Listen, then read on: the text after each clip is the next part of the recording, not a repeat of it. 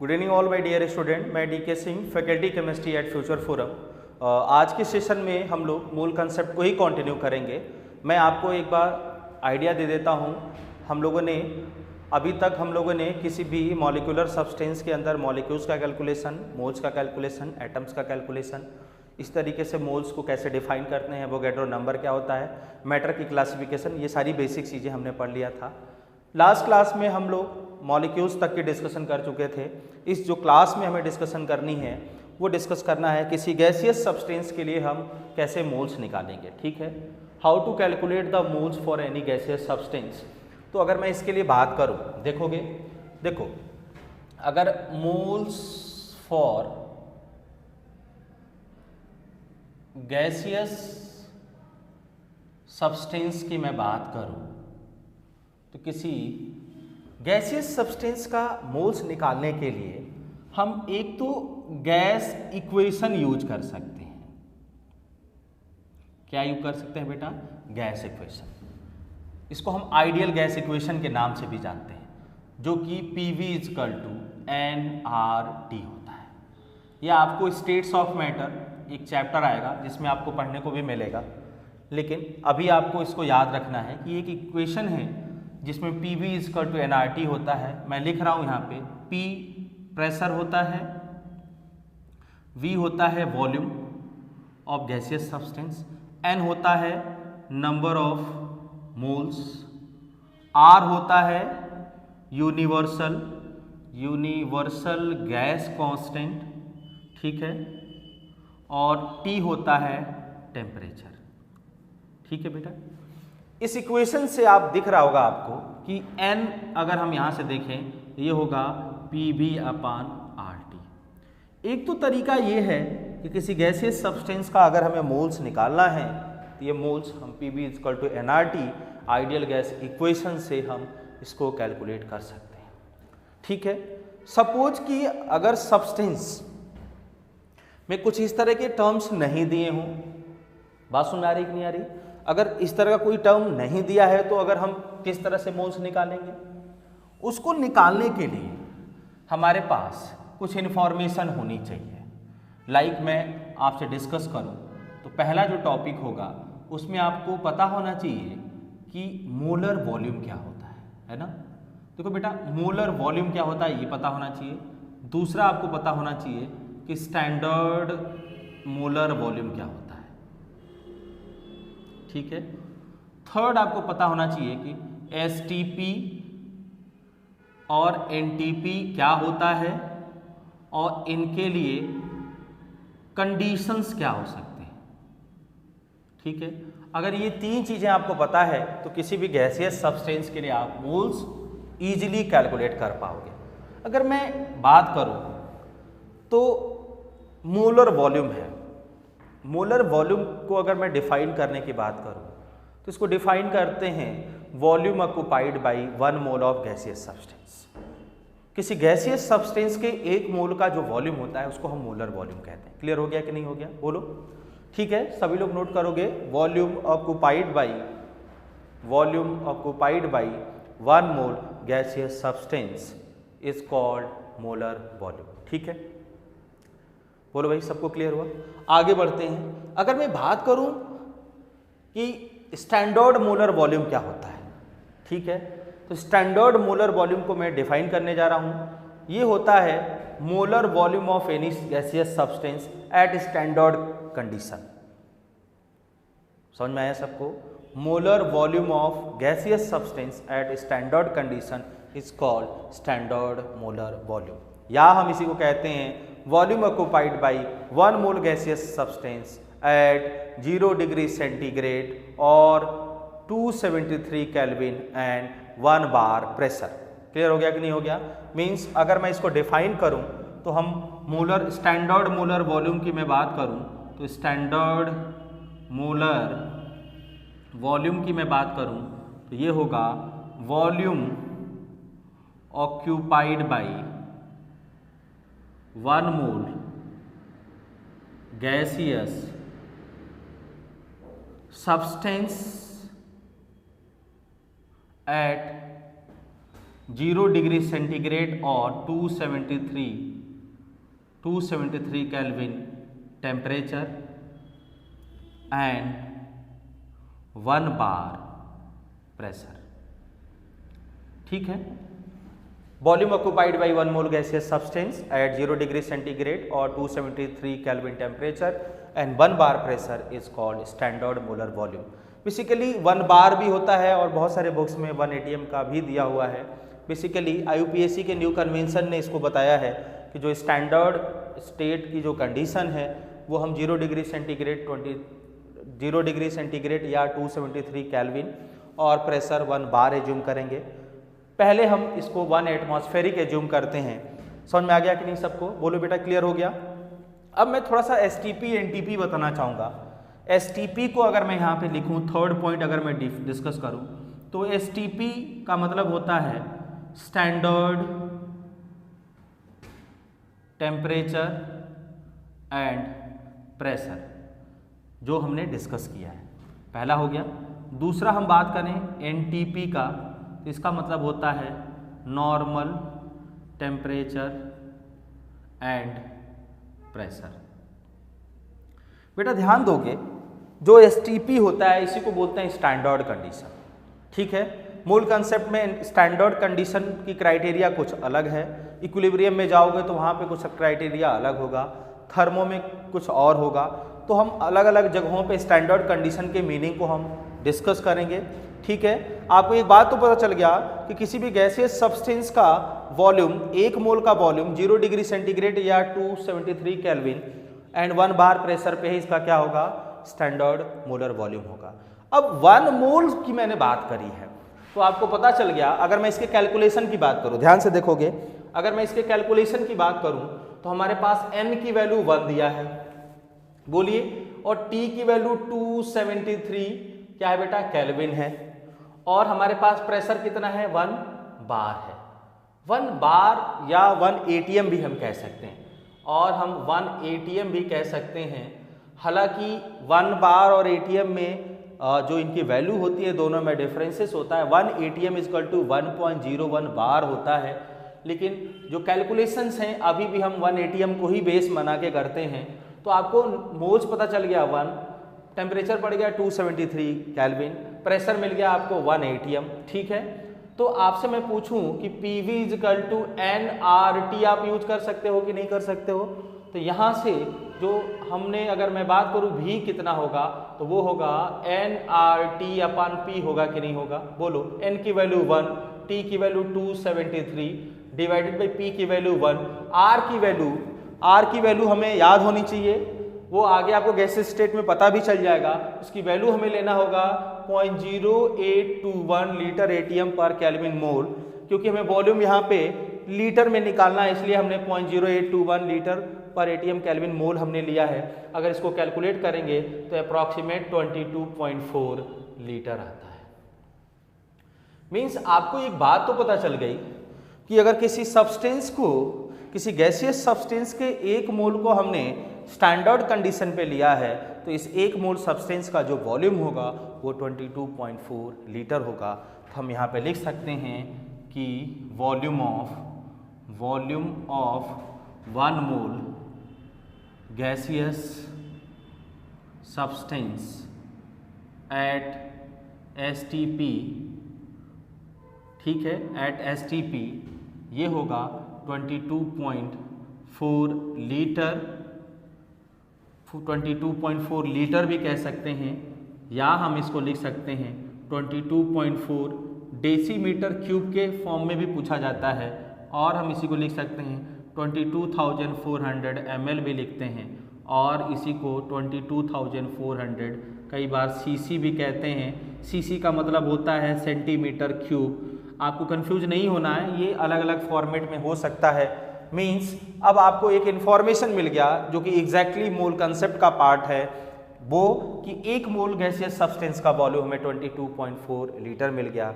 Means अगर मैं moles की बात करूं तो आप लिख सकते हो, moles of any gaseous substance की मैं बात करूं तो वो होगा volume of gas at STP divided by standard molar volume. Clear हो रहा है कि नहीं हो रहा है? ठीक है ना बेटा। मोल्स क्या होगा? Volume of gas at STP divided by standard molar volume. Moles को अगर मैं n से रिप्रेजेंट करूं और भी एट एसटीपी लिख दूं और स्टैंडर्ड मोलर वॉल्यूम की वैल्यू हमें पता है 22.4 लीटर होता है। यहाँ पे हमने मोल्स निकाल लिया कि नहीं निकाल लिया भाई? देखोगे सभी लोग मोल्स का फॉर्मूला आ गया ना? कोई दिक्कत तो नहीं इसमें? बोलो बेटा। ठीक है, आगे बढ़ेंगे। अब इसमें हम कुछ क्वेश्चंस लगाएंगे। ठीक है, क्वेश्चन करते हैं हम लोग। जैसे मैं क्वेश्चन की बात करूं, क्वेश्चन लिखते हैं हम लोग। मैंने कहा calculate the moles of following substance. ठीक है, मैंने पहला दिया, मैंने दिया 224 ml CH4 एट STP दे दिया बेटा। दूसरा मैंने दिया 5.6 litre O2 at STP। Third मैंने दिया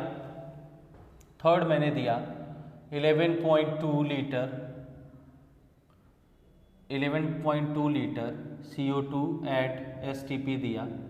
तो आपको क्या निकालना है बेटा? मोल्स निकालना है। बहुत ही बेसिक क्वेश्चंस हमने उठा लिया है। पहले हम छोटी छोटी चीज़ों को सीखते हैं, अभी आपको बहुत अच्छे प्रॉब्लम्स भी मैं करवाऊंगा। अब इन क्वेश्चंस को हमें सॉल्व करना है। तो पहले क्वेश्चन को अगर मैं देखूं, फर्स्ट क्वेश्चन की अगर मैं बात करूं, तो पहले क्वेश्चन में आपको क्या दिख रहा है? देखिएगा यहाँ पे पहले वाले क्वेश्चन में अगर मैं इसको सॉल्व करने की बात करूँ तो आपको दिख रहा है कि volume of gas at STP आपको दिया है और वो है कितना? 224 ml दिया है बेटा। ठीक है, तो मोल्स का फॉर्मूला क्या यूज करोगे? मोल्स होता है volume of gas at STP। ऐसे लिख लो, फॉर्मूला लिख लेते हैं पहले। क्या लिखोगे? Volume of gas at STP लिख लोगे डिवाइडेड बाई, अब देखोगे वॉल्यूम हमारा किस में है भाई? ml में है, तो नीचे हम यूज करेंगे 22,400 ml। मीन्स यहाँ से हमारा जो आंसर आएगा आप देख सकते हो वो आएगा 224 डिवाइडेड बाई 22,000 बेटा 400। ठीक है, यहाँ से आप देख सकते हो। बोलिए, यहाँ से आपको क्या पता चलाएगा? बोलो, यहाँ से ये 1 मीन्स 1/100 आएगा और ये 10⁻⁻2 मोल के बराबर हो जाएगा। क्लियर हो गया कि नहीं हो गया? ये क्वेश्चन नंबर फर्स्ट था। अगर मैं क्वेश्चन नंबर सेकंड की तरफ जाऊं, क्वेश्चन नंबर सेकंड में दिया है 5.6 litre O2 at STP। Means इसका मोल्स होगा, वॉल्यूम ऑफ गैस कितना दिया है बेटा? 5.6 डिवाइडेड बाई आपको कितना करना होगा? 22.4 लीटर करना होगा, क्योंकि वॉल्यूम यहाँ पे लीटर में दिया है तो नीचे भी हम लीटर में यूज करेंगे और ये होता है 1/4 या 0.25 मोल होगा। ठीक है, अगर मैं थर्ड क्वेश्चन की तरफ मूव करूं तो थर्ड क्वेश्चन हमारा दिया है क्या बेटा? थर्ड क्वेश्चन में दिया है 11.2 litre CO2 means moles will be equal to 11.2 divided by 22.4 और यहाँ से जो हमारा आंसर आएगा वो आएगा 0.5 मोल। क्लियर हो गया कि नहीं हो गया? सबको बताओ, समझ में आ गया? अब हम कुछ अच्छे क्वेश्चंस लगाते हैं। ठीक है, ये हमारे कुछ बेसिक क्वेश्चंस थे जिनको हम लोगों ने सॉल्व किया। जस्ट एक आइडिया मैंने दिया कि मोल्स किसी भी गैसियस सब्सटेंस का कैसे निकाल सकते हैं अगर हमें कुछ इस तरह की इंफॉर्मेशन दी हैं। अब क्वेश्चंस इसमें मैं आपको कुछ और देता हूँ। जैसे मैंने क्वेश्चन की बात करूँ, मैंने एक क्वेश्चन दिया कि calculate the number of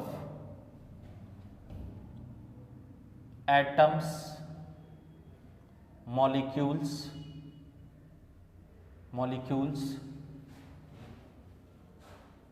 gram molecules in 5.6 liter CO2 at STP। ठीक है ना? हमारा क्वेश्चन है calculate the number of atoms molecules and gram molecules in 5.6 litre CO2 at STP। बहुत ही अच्छा क्वेश्चन है। इस क्वेश्चन को आप अटेम्प्ट करोगे, ठीक है भाई, इसको अटेम्प्ट करोगे, 2 मिनट का टाइम देते हैं आपको, फिर हम लोग इसको डिस्कस करेंगे। ठीक है, चलो भाई, अब इसको अगर हम सॉल्व करने की बात करें तो आपको दिख रहा होगा कि हमसे क्या पूछा गया है, एटम्स पूछा गया है, मॉलिक्यूल्स पूछा गया है और ग्राम मॉलिक्यूल्स पूछा गया है। ग्राम मॉलिक्यूल्स का मतलब आपको प्रीवियस क्लासेस से पता होगा कि मोल पूछा जा रहा है।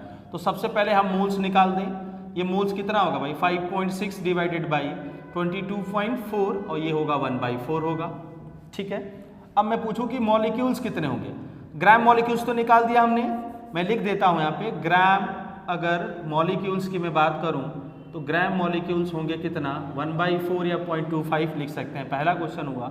दूसरे में अगर मैं मॉलिक्यूल्स की बात करूं तो मॉलिक्यूल्स कितने होंगे, 1/4 इंटू, बोलो बेटा, Na होगा जो कि एवोगैड्रो नंबर होता है।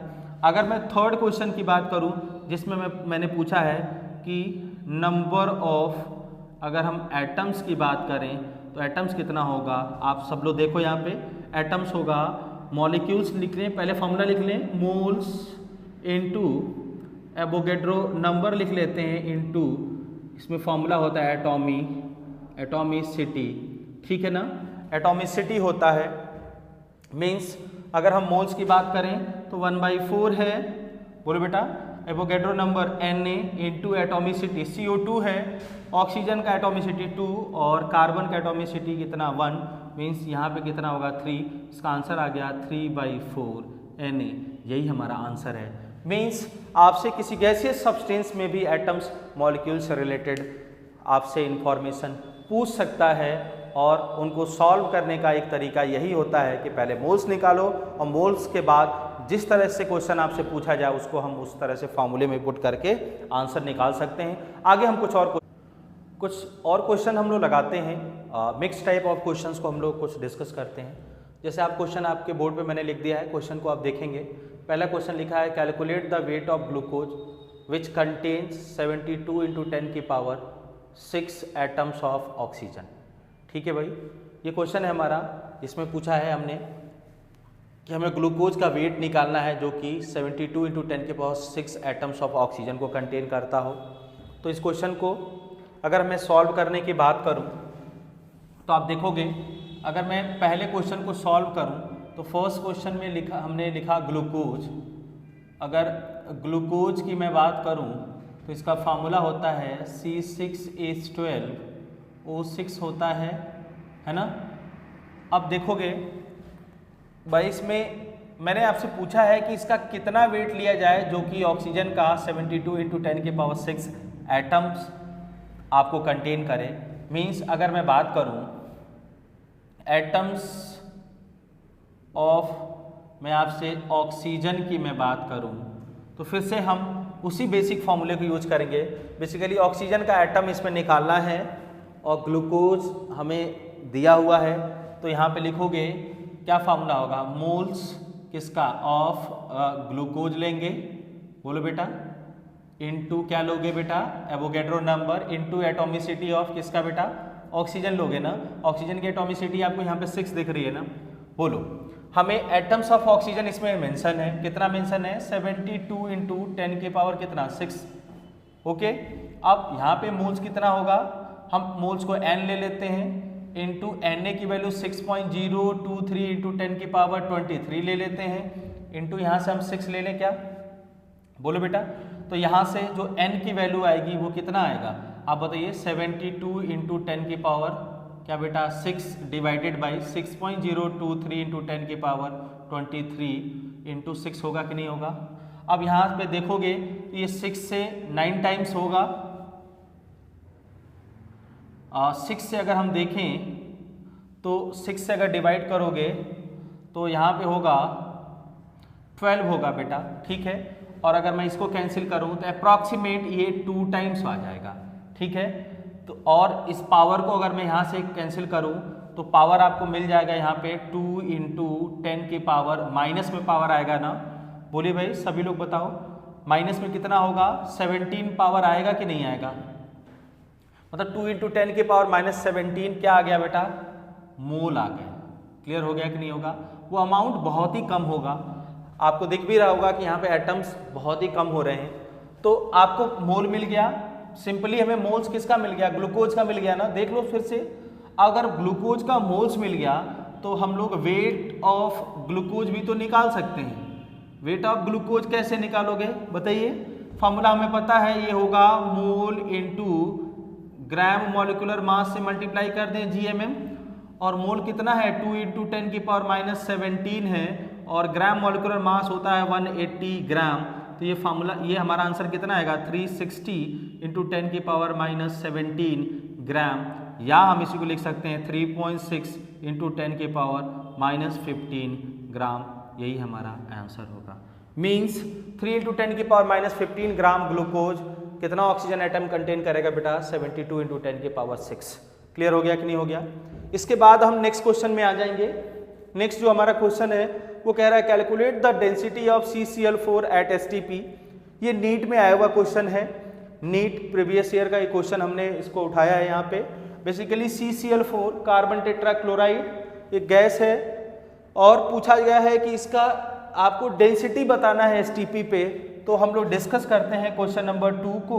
क्वेश्चन नंबर 2 में देखो बेटा बड़ा आसान है, हमें 1 मोल CCl4 का मास पता है कितना, इसके मोलर मास के बराबर होगा ना, कार्बन 12 प्लस कितना बेटा 35.5 क्लोरीन इंटू 4 कर दें।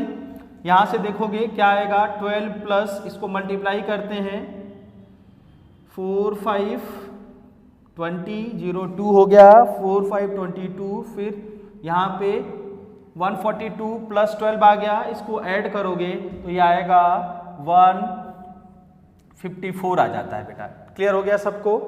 अब 1 मोल अगर हम CCl4 के वॉल्यूम की बात करें, ये होता है 22.4 लीटर एट STP। मीन्स हम यहाँ से अगर डेंसिटी निकालना चाहें तो डेंसिटी होगा क्या बेटा, मास अपान वॉल्यूम होता है, और यहाँ से मास हमें पता है 154 डिवाइडेड बाई 22.4, और इसकी यूनिट होगी ग्राम पर लीटर। इसको सिंप्लीफाई करके हम सॉल्व भी कर सकते हैं। समझ में आ गया कि नहीं आ गया। क्वेश्चन नंबर 3 को भी हम लोगों ने डिस्कस कर दिया। अब हम इसको नोट करोगे सभी लोग, इसको सभी लोग नोट करेंगे, और नोट करने के बाद क्वेश्चन नंबर 3 की तरफ हम लोग बढ़ेंगे। क्वेश्चन नंबर 3 आप सभी लोग देखोगे, क्वेश्चन है calculate the volume of 1 molecules of water at STP। ये भी एक अच्छा क्वेश्चन है जिसमें हमसे पूछा गया है कि किसी एक मॉलिक्यूल्स है वाटर के, किसी एक मॉलिक्यूल का वॉल्यूम क्या होगा STP पे। अगेन बहुत ही अच्छा क्वेश्चन है, इसको हम लोग सॉल्व करते हैं भाई। इसको अगर मैं सॉल्व करने की बात करूं तो हम लोग लिख सकते हैं, इसमें देखिएगा सभी लोग, हम लोग क्या लिख सकते हैं। फिर से अगर मैं बात करूं तो देखोगे बेटा, अगर मैं एक मॉलिक्यूल्स की बात करूं तो हम सीधे मालूम है कि 1 मोल अगर कोई सब्सटेंस है तो इसमें 6.023 × 10⁻23 मॉलिक्यूल्स होगा। बोलो बेटा, होगा ना। अब इतने मॉलिक्यूल्स का वॉल्यूम कितना होता है बताइए, STP पे वॉल्यूम कितना होता है 22.4 लीटर होता है। हो गया आंसर। देखो 1 मोल सब्सटेंस का मतलब इतने मॉलिक्यूल्स, और इतने मॉलिक्यूल्स या इतने मोल का वॉल्यूम STP पे मैं लिख देता हूँ एट STP पे। आपको दिख रहा होगा क्या 22.4 लीटर। मीन्स यहाँ से एक मॉलिक्यूल की अगर मैं बात करूँ वॉल्यूम की, तो 1 मॉलिक्यूल का जो वॉल्यूम होगा वो होगा, बोलो बेटा 22.4 डिवाइडेड बाई 6.023 × 10⁻23। ठीक है, यही इसका वॉल्यूम होगा, इतना लीटर हम कह सकते हैं। समझ में आ रहा है कि नहीं आ रहा। क्वेश्चन की डिस्कशन हम लोगों ने कर लिया, आगे और भी डिस्कशन हम लोग करेंगे, ठीक है कि नहीं, बोलो बेटा।